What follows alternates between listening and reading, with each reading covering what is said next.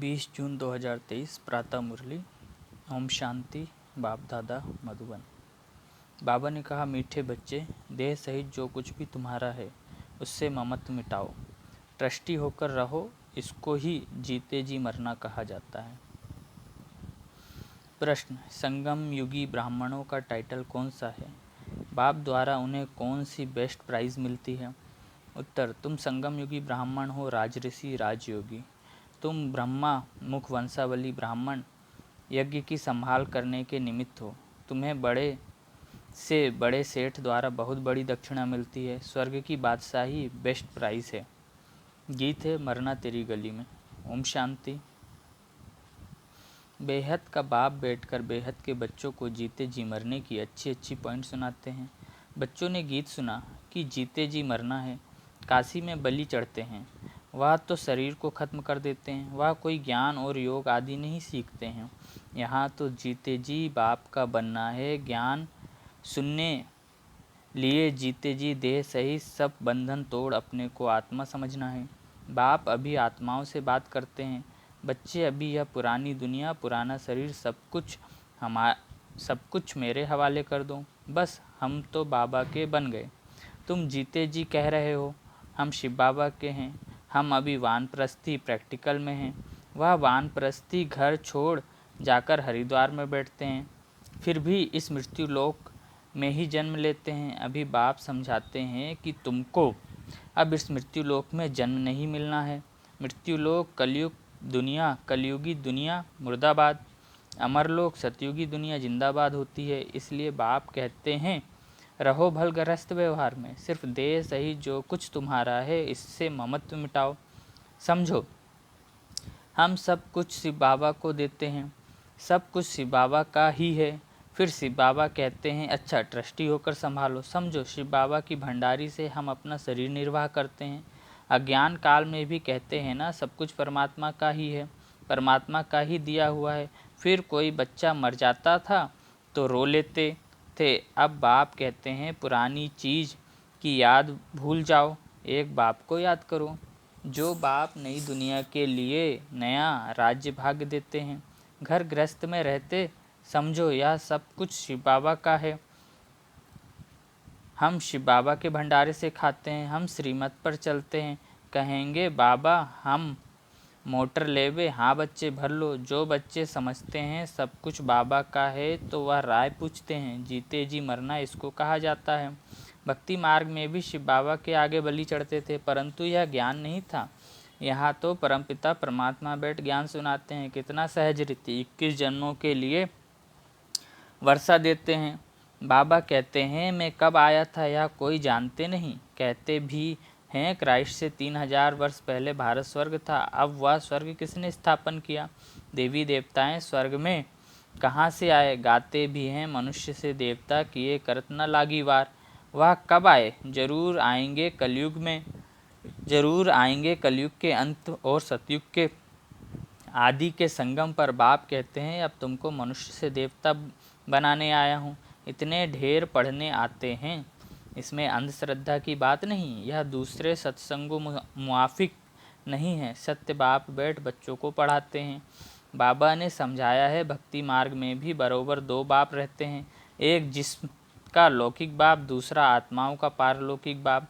आत्माएं उस पारलौकिक बाप को याद करती हैं। ओ गॉडफादर भिन्न भिन्न नाम रूप से याद करती हैं। लौकिक बाप से द्वापर से लेकर जन्म बाई जन्म वर्षा लेते आए हो।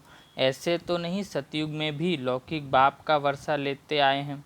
ऐसे तो नहीं सतयुग में भी लौकिक बाप का वर्षा लेते आए हैं। नहीं, सतयुग में जो लौकिक बाप से वर्षा लेते हो वह इस समय की यहाँ की कमाई है। यहाँ तुम इतनी कमाई करते हो जो 21 जन्मों लिए वर्षा ले लेते हो। सतयुग में वर्षा तुम अभी के पुरुषार्थ से पाते हो, बेहद के बाप से बेहद का वर्षा पाते हो। बाप ही पतित दुनिया को पावन दुनिया बनाते हैं।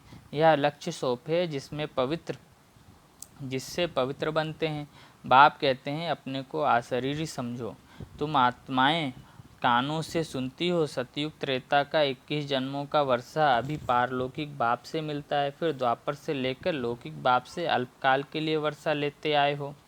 भिन्न नाम रूप देश काल से भल भिन्न नाम रूप देश काल से, याद भल उस पारलौकिक बाप को करते हैं।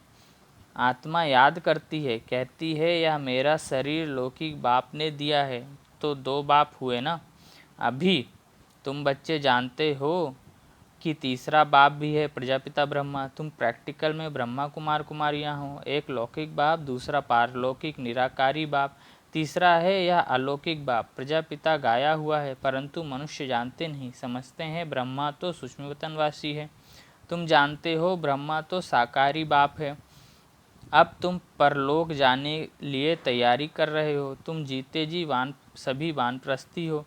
वाणी से परे जाना है, यह शरीर छोड़ जाना है जरूर, मौत सबका होना है। मनुष्य वानप्रस्थ लेते हैं, साधु संत आदि से मंत्र लेते हैं, परंतु वह जानते नहीं कि यह शरीर छोड़कर हम शिव स्वयं जाएंगे।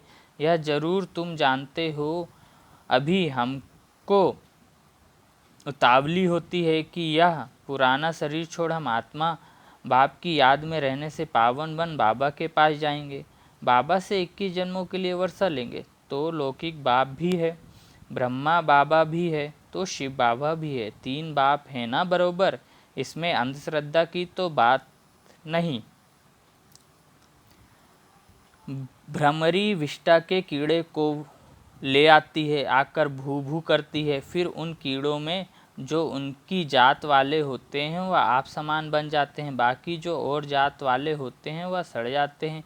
यहाँ भी तुम्हारे पास जो आते हैं उनमें भी जो देवी देवता धर्म वाला होगा उनको अच्छी रीति समझ में आएगा, बाकी की बुद्धि में बैठेगा नहीं। वह है भ्रमरी और तुम हो ब्राह्मण ब्राह्मणियाँ।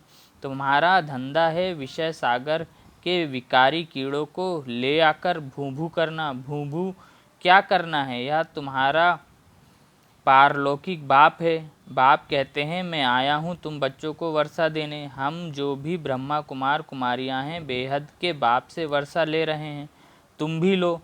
अभी जाना है निर्वाण धाम में, जहाँ से आकर पाठ बजाया है।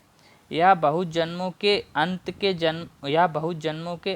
जन्म का भी अंत है। अभी तुम अमरलोक जाने के लिए अमर कथा सुन रहे हो। ज्ञान का सागर एक ही परमपिता परमात्मा है। ब्रह्मा ज्ञान सागर व विष्णु ज्ञान सागर व शंकर ज्ञान सागर कभी नहीं कहेंगे। एक शिव बाबा ही ज्ञान का सागर है। ज्ञान सूर्य प्रगटा, अज्ञान अंधेर विनाश। बाप कहते हैं बच्चे अब यह सारी पुरानी दुनिया कब्रिस्तान होनी है। परिस्तान थी, परिस्तान की स्थापना हो रही है, जिसको स्वर्ग कहते हैं।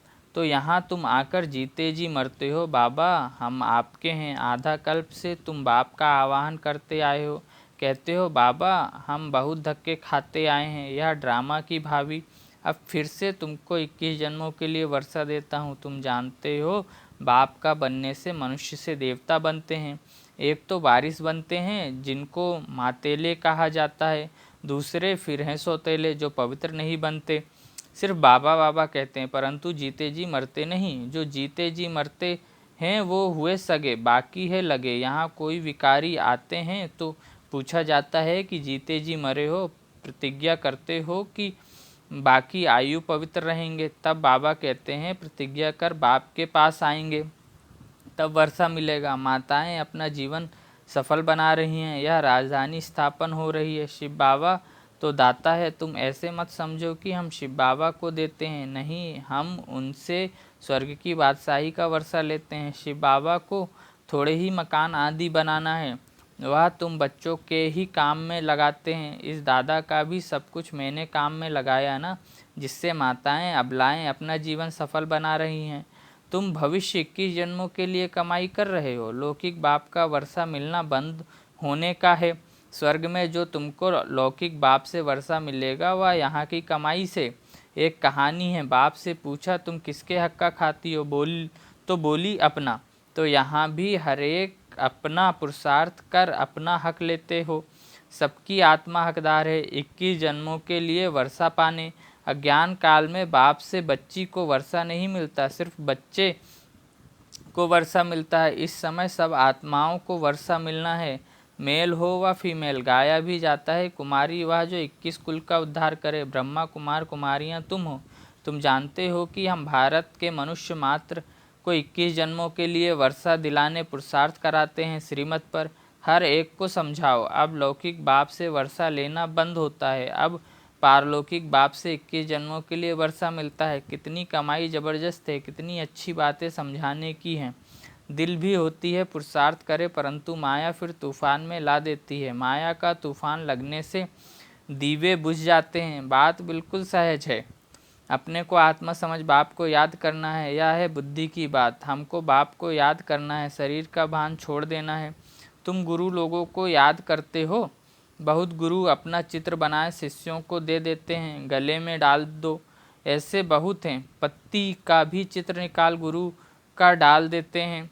बाबा कहते हैं यहाँ कोई चित्र डालने की बात नहीं, सिर्फ बाप को याद करना है।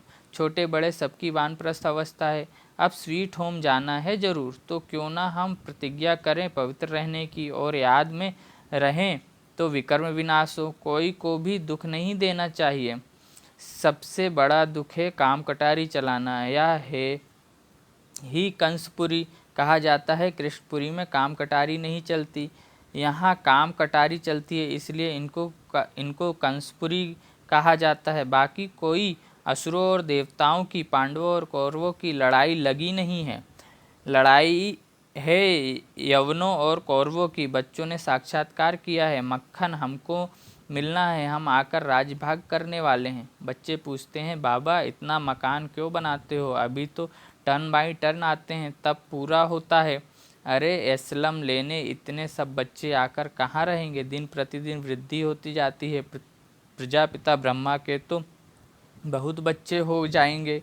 शिव बाबा कहते हैं मैं कितना बचड़े वाला हूँ, यह कोटों में से कोई जानते हैं, तुम्हारे में भी नंबरवार हैं। समझते भी हैं कि हम शिव बाबा से वर्षा ले रहे हैं। फिर कभी कोई बच्चे मुरझा भी जाते हैं। बच्चे जानते हैं हम इस ब्रह्मा के द्वारा शिव बाबा की श्रीमत पर चलते हैं।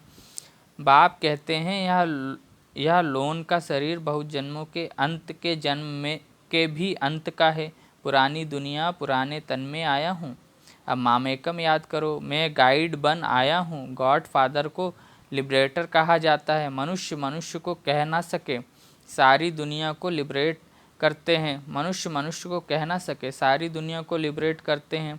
इस समय सारी विश्व लंका है, शोक वाटिका। भल धनवान लोग समझते हैं हम स्वर्ग में हैं, परंतु यह सब मिट्टी में मिल जाएगा। खुद भी अमेरिकन लोग लिखते हैं कि हमें कोई विनाश के लिए प्रेर रहा है, बॉम्ब्स बनवा रहे हैं। कितना भारी खर्चा हो रहा है। कलयुग पुराना हो तो सतयुग जरूर चाहिए। अब फिर से स्थापना होती है। बाबा वही राजयोग सिखलाते हैं। तुम हो राज ऋषि, वाह है हठयोग ऋषि। राजयोगी सिवाय ब्राह्मणों के कोई कहला न सके। यह कहाँ लिखा हुआ थोड़े ही है कि राजयोगी ब्राह्मण थे। कृष्ण हो तो वह ब्राह्मण कैसे रचेंगे। ब्रह्मा हो तब तो मुखवंशावली ब्राह्मण बने। यज्ञ ब्राह्मणों द्वारा ही रचा जाता है। बाबा कितना बड़ा सेठ है, कितनी बड़ी दक्षिणा मिलती है। दक्षिणा मिलती है स्वर्ग की राजाई, यह सबसे बेस्ट प्राइज़ है। ब्राह्मण ही फिर देवता बन जाते हैं, चाहे सूर्यवंशी बने चाहे चंद्रवंशी बने। बाबा कहते हैं तुम पूछ सकते हो बाबा कल अगर हमारा शरीर छूट जाए तो हम क्या पद पाएंगे। बाबा झट बता सकते हैं, अभी तो समय ही थोड़ा है। शरीर छूट जाए फिर आप ज्ञान थोड़े ही ले सकेंगे। छोटा बच्चा क्या समझेगा। बच्चे अभी समझते हैं कि अब कलयुग पूरा हो सतयुग आना है। अच्छा, मीठे मीठे सिकिलधे बच्चों प्रति माता पिता बाप दादा का याद प्यार और गुड मॉर्निंग। रूहानी बाप की रूहानी बच्चों को नमस्ते। मुझ रूहानी बच्चे की रूहानी माता पिता मम्मा बाबा बाप दादा को याद प्यार गुड मॉर्निंग और नमस्ते। शुक्रिया बाबा शुक्रिया, आपका पद्मा पदम गुणा शुक्रिया, जो आपने मुझे अपना बना लिया, आप समान बना दिया। वाह वाह वाह वाह, क्या से क्या बना दिया, मुस्कुराना सिखा दिया। ओम शांति। धारणा के लिए मुख्य सार। पहला, सदा स्मृति रखनी है कि यह हमारी वानप्रस्थ अवस्था है। हमें वाणी से परे स्वीट होम जाना है, अशरीरी बनने का अभ्यास करना है। दूसरा, 21 जन्मों के लिए अपना हक लेने के लिए पवित्र रहने की प्रतिज्ञा करनी है। सदा श्रीमत पर चलना है, जीते जी मरना है। वरदान। उड़ती कला के वरदान द्वारा सदा आगे बढ़ने वाले, सर्व संबंध मुक्त भव। उड़ती कला के वरदान द्वारा सदा आगे बढ़ने वाले सर्व बंधन मुक्त भव। विस्तार है। बाप का बनना अर्थात उड़ती कला के वरदानी बनना। इस वरदान को जीवन में लाने से कभी किसी कदम में भी पीछे नहीं होंगे, आगे ही आगे बढ़ते रहेंगे। सर्वशक्तिमान बाप का साथ है तो हर कदम में आगे हैं। स्वयं भी सदा संपन्न और दूसरों को भी संपन्न बनाने की सेवा करते हैं। वो किसी भी प्रकार की रुकावट में अपने कदमों को रोकते नहीं। ऐसे वरदानी बच्चे किसी के बंधन में आ नहीं सकते, सर्व बंधनों से मुक्त हो जाते हैं।